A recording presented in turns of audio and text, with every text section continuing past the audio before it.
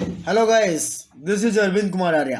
Study Baba education के daily current affairs में आपका स्वागत है। Now we are working with many daily current affairs, यानी कि इससे डिटेलिंग वीडियो हम लेके आ रहे हैं आपके लिए, काफ़ी डिटेल्स वीडियो, जिससे आपके प्रीलिम्स और मेंस दोनों के टॉपिक्स कवर होंगे। Now I am talking about the gist of the Hindu and PIB and other resources. हमने एक समराइज किया हुआ है the Hindu, PIB and other resources के साथ। It's a very helpful and very useful for every exams, you can do it. जैसे कि हम बात कर रहे हैं कि इसमें जो हमने टॉपिक्स कवर किए हुए हैं, जो यूनाइटेड स्टेट्स ने how United States and why officially left the Paris agreement, या ministry of housing and urban affairs ने इनिशिएटिव्स को लिया हुआ है, या ये लेक्चर अवार्ड किसको दिया गया है। I am just talking about the Pinaka rockets कि कैसे इसको डीआरडीओ ने और क्यों लॉन्च किया है, and other topics are covered it. तो now I am talking about कि ये पीसीएस के साथ साथ यूपीएससी के साथ साथ other SSC and other banking exams के लिए भी काफ़ी यूजफुल है। Now we are talking about why United States has officially left the Paris Agreement, यानी कि पेरिस एग्रीमेंट को यूएसए ने क्यों छोड़ दिया। तो नाउ टॉकिंग अबाउट कि ये पेरिस एग्रीमेंट एक्चुअल में है क्या।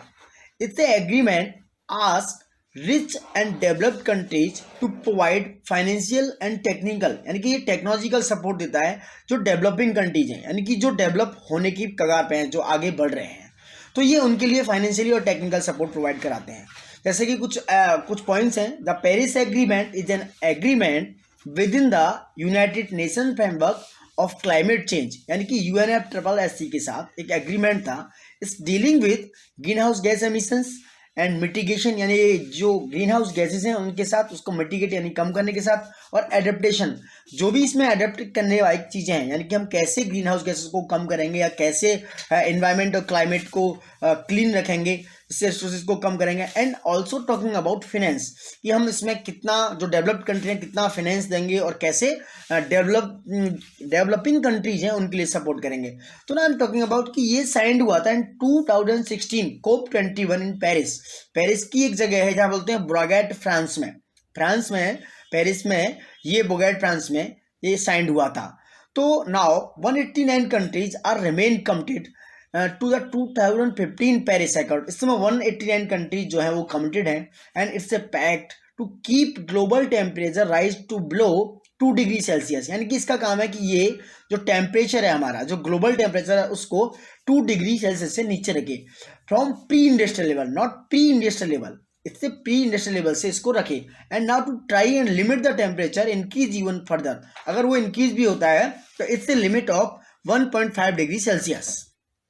तो जैसे बात करना है कि UNFSS जो है, United Nations framework on climate change, ये 1992 में जब इसको अडेप्ट किया, इसको लाया गया, तो इसको एस्टेब्लिश करने के बाद जलवायु जो परिवर्तन है कि क्लाइमेट चेंज को नियंत्रित करने की दिशा में काफ़ी इंपॉर्टेंट काम किए गए, ये इसलिए लेके आया है।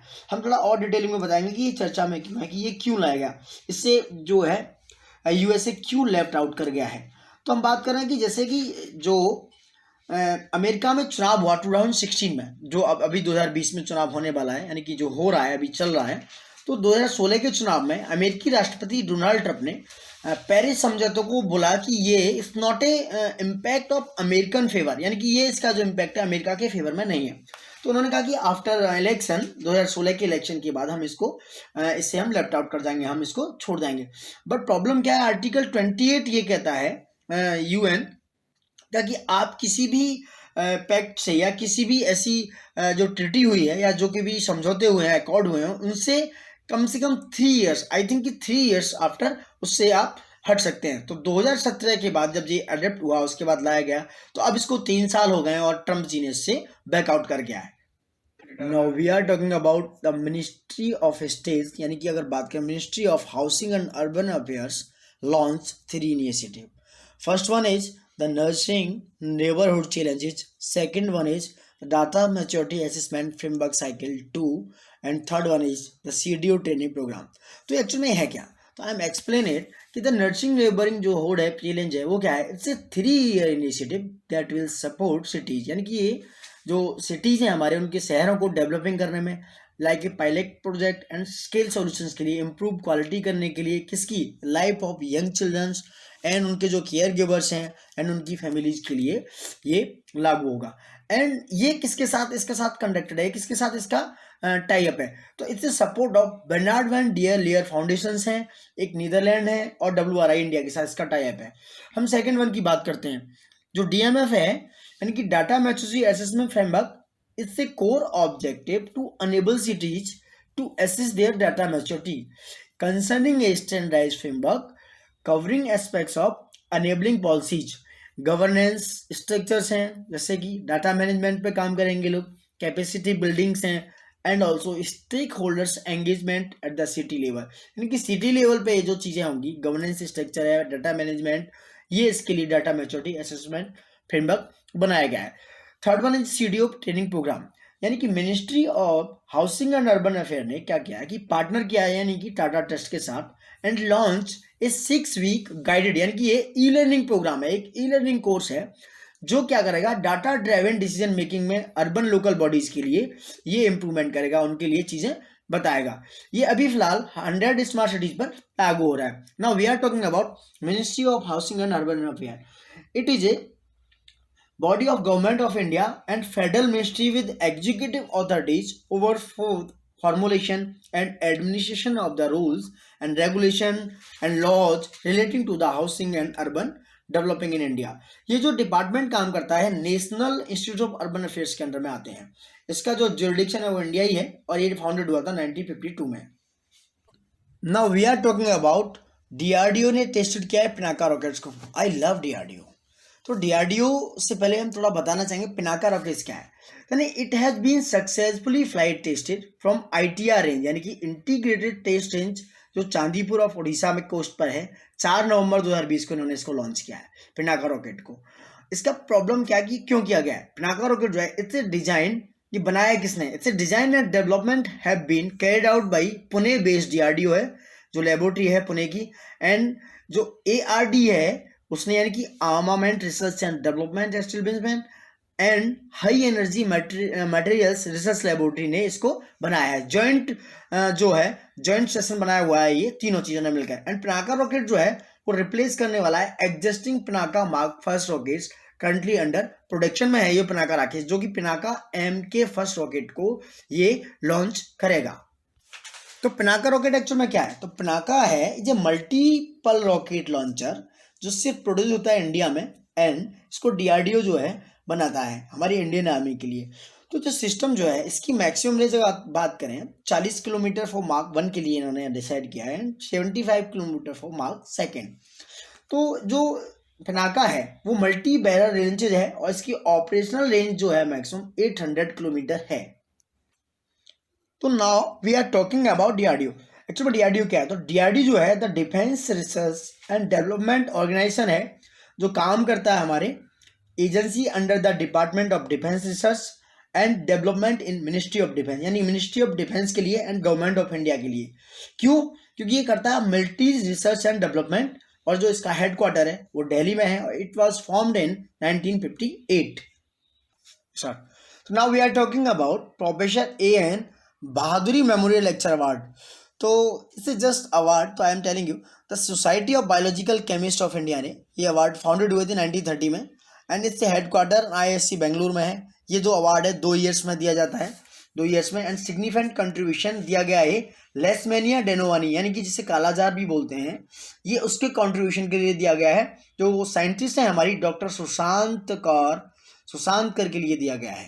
तो डॉक्टर सुशांत कर के लिए याद रखिएगा, ये इंपॉर्टेंट क्वेश्चन है। इस अवार्ड तो Sushant Kar doctor by the society of biological chemist India के लिए ये अवार्ड दिया गया है।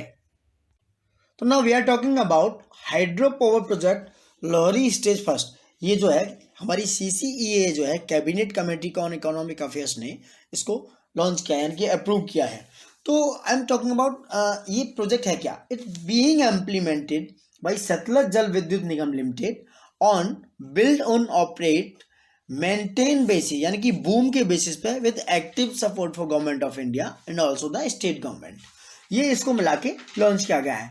एंड PM जो है हमारे जो चेयर करते हैं CCEA को, यानी कि cabinet committee on economic affairs को, इन्होंने अप्रूव किया है 80 यानी 1810.56 crore for 210 megawatt Lahori stage first hydro electric project. ये जो सतलज नदी है उसके किनारे पे यानी कि शिमला में और कुल्लू डिस्ट्रिक्ट में हिमाचल प्रदेश में सिचुएटेड है। कुछ पॉइंट्स हैं कि ये करेगा क्या, is generate 758.20 million units of electricity annually, यानी कि साल में ये इतनी बिजली जनरेट करेगा। And it shall be commission within 62 month, और ये 62 मंथ्स में कमीशन हो जाएगा। And it has reduce 6.1 lakh ton of carbon dioxide for the environment annually. तो ये 6.1 lakh ton of carbon dioxide को क्या करेगा, रिड्यूस करेगा, यानी कि हमारे लिए कितना एनवायरमेंट फ्रेंडली होने वाला है। तो ये बहुत ज़्यादा यूजफुल होने वाला है। इसका सोशियो इकोनॉमिक इम्पैक्ट भी है कि इस डायरेक्ट एंड इनडायरेक्ट एम्प्लॉयमेंट मिलेगा लोगों के लिए, and it will contribute to the overall development of the state, चाहे वो सोशियल हो या इकोनॉमिक बेसिस पे हो। And also I am talking about पहली बेनिफिशियल फॉर हिमाचल प्रदेश, यानी कि free power supply and 1140 crore rupees around इसका क्या होगा, इसका वर्थ होगा। तो ड्यूरिंग द प्रोजेक्ट, यानी कि जो 40 साल के ईयर में लाइफ साइकिल में ये काफ़ी यूजफुल होगा। तो now I am talking about char chapori culture, कि what is char chapori culture and who are the Miyas, because it's related with each other. तो चार चपोरी कल्चर जो है it's a shifting riverine island of the Brahmaputra नदी पर ये एक आइलैंड है, and the Muslim of Bengali origin primarily inhabited, यानी कि यहाँ पे जो रहते हैं मुस्लिम बंगाली जिन्हें मियाँ बोलते हैं, यानी कि मियाँ म्यूजियम जो है वो मियाँ जो मुस्लिम्स हैं वो यहाँ रहते हैं। एंड इससे चार, व्हाट इज चार एक्चुअली, ये char is a floating island while chaporis are low lying flood prone है रिवर बैंक्स। ये रिवर बैंक्स के ये रहते हैं। अगर हम बात करें कि वाइल बंगाली ओरिजिन मुस्लिम्स क्या कर रहे हैं यहाँ पे, तो इससे Muslim primarily occupy these island, other communities such as Misings, Deoris, Kacharis, Nepalis also live hair.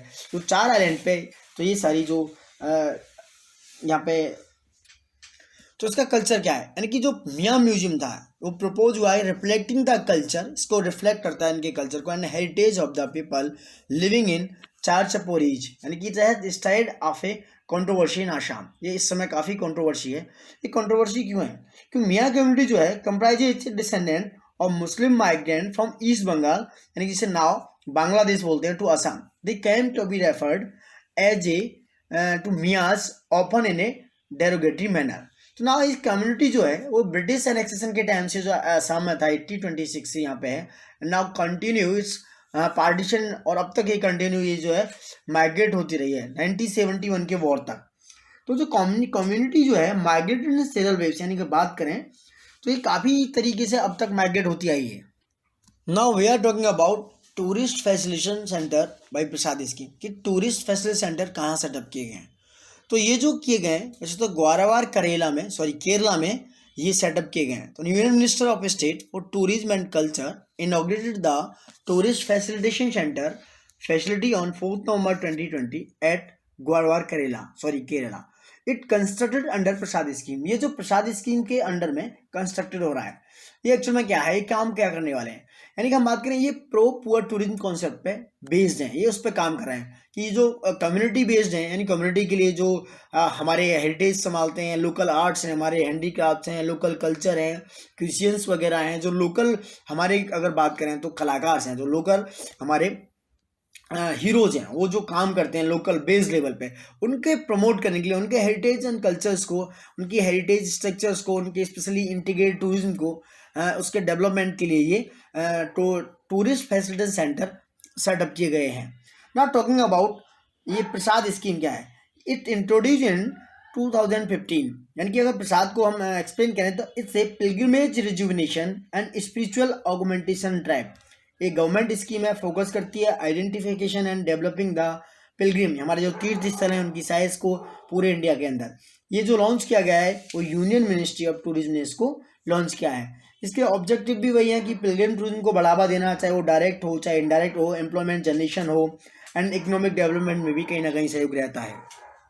Now we are talking about Nicaragua hits by hurricane Eta, यानी कि निकारागुआ है जो कंट्री है पैसिफिक ओशन में, उसको हिट किया है हरिकेन ने, यानी इससे एटा हरिकेन ने हिट नॉर्थ ईस्टर्न निकारागुआ है विद लाइव थ्रेटनिंग स्टॉर्म यहाँ पे आया है कैटास्ट्रॉफ विंड के साथ, जिसकी स्पीड सेंट्रल अमेरिका में है। ये वैसे ये कैटेगरी 4 का हरिकेन था, इट हाईली इम्पैक्टेबल इन इसके between wind speed is 130 to 156 kilometre. I am talking about hurricane. What is hurricane? तो hurricane is a tropical cyclone that occurs in the Atlantic ocean. ये अटलांटिक ओशियंस में होते हैं, जो north eastern Pacific oceans पे बनते हैं. And typhoon जो होता है वो नॉर्थ वेस्टर्न पैसिफिक ओशियंस में बनते हैं इन द साउथ पैसिफिक. और इंडियन ओशियन जो होता है कंपेरेबली स्टॉर्म्स होते हैं and refer to highly Indian oceans में होते हैं.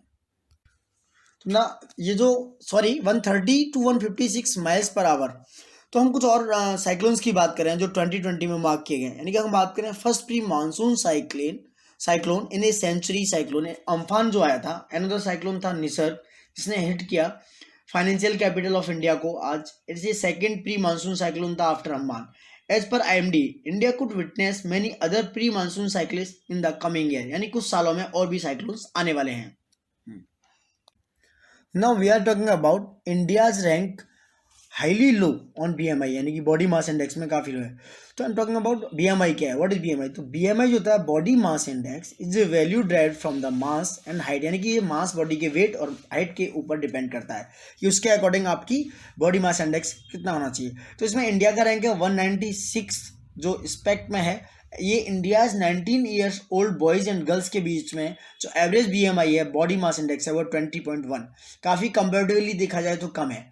और चाइना का रैंक 88 है इसमें. इसका बॉडी मास इंडेक्स है 23 एंड गर्ल्स का है 22.2.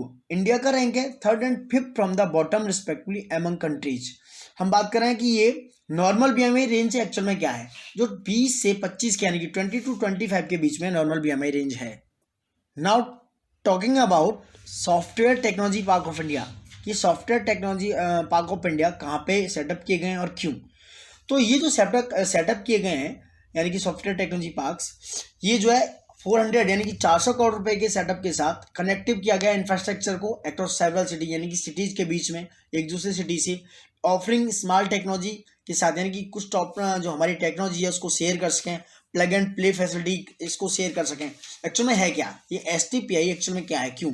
अगर हम बात करें ऑटोनोमस सोसाइटी है MIT के अंदर, ministry of electronic and information technology के अंदर, जो एस्टेब्लिश हुई थी 1991 में. इसका ऑब्जेक्टिव है ये इनकरेज करेगा, प्रमोट करेगा और बूस्टिंग करेगा, यानी हमारे एक्सपोर्ट को. किसका एक्सपोर्ट होगा? ये सॉफ्टवेयर से जो रिलेटेड है हमारे इंडिया से. तो ये हमारे काफ़ी बेनिफिशियल होगा हमारे फाइनेंशियल स्टफ के लिए. ये इससे गवर्निंग जो इसका चेयरपर्सन है वो MIT के ही जो मिनिस्टर साहब होते हैं वो इसके चेयरपर्सन होते हैं. Now we are talking about अब्दानम. अब्दानम क्या है? अब्दानम जो है एक लिटरेरी परफॉर्मेंस है जो सॉल्विंग करता है कुछ ट्रिकी लिटरेरी पोजर्स को, जिससे हमारी पोएम की कहने की इम्प्रोवाइजेशन होता है पोएम कहने में, एंड टेस्ट करता है पर्सनल की कैपेबिलिटी कितनी है, उसका परफॉर्म करने का तरीका कैसा है. यानी कि हम बात करें साइमल्टेनियसली ये मल्टीपल टास्क है एक. ये ओरिजिनेट हुआ था संस्कृत लिटरेरी प्रोसेस से और रिवाइव करता है इस पोइट में तेलुगु हो या कन्नड़ा हो या अदर मॉडर्न टाइम्स में. नाउ लास्ट वन टॉपिक है हमारा. हरियाणा ने रिजर्वेशन दिया है 75% प्राइवेट जॉब में. तो ये क्यों दिया है? ये आंध्र प्रदेश की लाइन पे चले हैं. जैसे आंध्र प्रदेश ने भी इससे पहले कुछ प्राइवेट जॉब्स में रिजर्वेशन दिया था, तो हरियाणा हैज अनाउंस किया it want 75% reservation private sector state. यानी कि अगर हम बात करें सैलरी स्लैब है कुछ इसमें सर्टेन, रिजर्वेशन है फॉर लोकल कैंडिडेट्स के लिए. तो हरियाणा स्टेट असेंबली ने इसको पास किया है. 2020 का ये बिल है. जो प्रोविजन है इसके कुछ लीगली चैलेंज नहीं कर सकते हैं. ये सारे सेक्टर्स यानी कि बात करें कंपनी, सोसाइटीज, ट्रस्टेड है, लिमिटेड लाइबिलिटीज, पार्टनरशिप्स और कुछ फर्म्स हैं. एनी पर्सन जो 10 एम्प्लॉय उसके में काम कर रहे हैं और मोर अधिक हैं, 10 और उससे अधिक हैं अगर काम कर रहे हैं तो ये इस पर वर्कआउट करेगा. और ये जो कंपनीज एक्ट है यानी कि बात करें जो बिल है company registration under the companies act 2013 के अंडर ये काम करेगा. तो हरियाणा ने जो इम्प्लीमेंट किया है इट बिल जो है आल्सो कंटेन एन एक्सेप्शन, कुछ क्लॉज हैं इसमें जो छूट मिलेगा एंड इट कैंडिडेट्स जो है अवेलेबल हैं कुछ पर्टिकुलर कैटेगरी ऑफ इंडस्ट्री के लिए. बट प्रॉब्लम यह है कि ये कॉन्ट्रावीन करेगा article 14 and 19 of the constitution, क्योंकि ये अदर स्टेट्स में ऐसा नहीं है कि वहाँ भी फिर सारे स्टेट्स अपना अपना रिजर्वेशन स्टार्ट करेंगे प्राइवेट जॉब्स में. तो फिर जॉब्स का एक प्रॉब्लम खड़ा हो जाएगा कि जब हम 75% जॉब अपने स्टेट में दे रहे हैं तो अदर स्टेट वाला भी जब देना स्टार्ट करेंगे, तो जैसे राजस्थान है, उत्तर प्रदेश है या अदर स्टेट से लोग दिल्ली में काम करने आते हैं या बॉम्बे एंड महाराष्ट्र में काम करने जाते हैं, तो वहाँ पर एक प्रॉब्लम एराइज हो जाएगी. जहाँ कुछ मल्टी सिटीज़ हैं जहाँ पर लोगों के लिए काम है, जहाँ लोगों के लिए बेरोजगारी को दूर करने का एक रोजगार है, वहाँ पर प्रॉब्लम्स बढ़ जाएंगी। तो ये काफ़ी कॉम्पिटिटिवनेस हो जाएगी इंडस्ट्री में। और फिर impact of unity of India, जो हमारा आर्टिकल 1 कहता है कि हमारा कंट्री जो है यूनियन ऑफ इंडिया है, द यूनिटी ऑफ इंडिया है, वो कहीं ना कहीं ब्रेकआउट हो जाएगी और ये कहीं ना कहीं ओवरलैप करेगा हमारे कॉन्स्टिट्यूशन को। तो ये जो रिजर्वेशन है कहीं ना कहीं बेनिफिशियल हो सकता है एक स्टेट के लिए, पर overall of unity of India के लिए I think is not highly beneficial. Thank you guys for watching it. Please like and subscribe, थोड़ा सा प्यार दीजिए अगर हमारा कंटेंट पसंद आ रहा है तो, जिससे हम थोड़ा सा और मोटिवेट हो सकें, थोड़ा सा और अच्छा कंटेंट बना सकें, थोड़ा सा आपका प्यार और पा सकें। Thank you and welcome.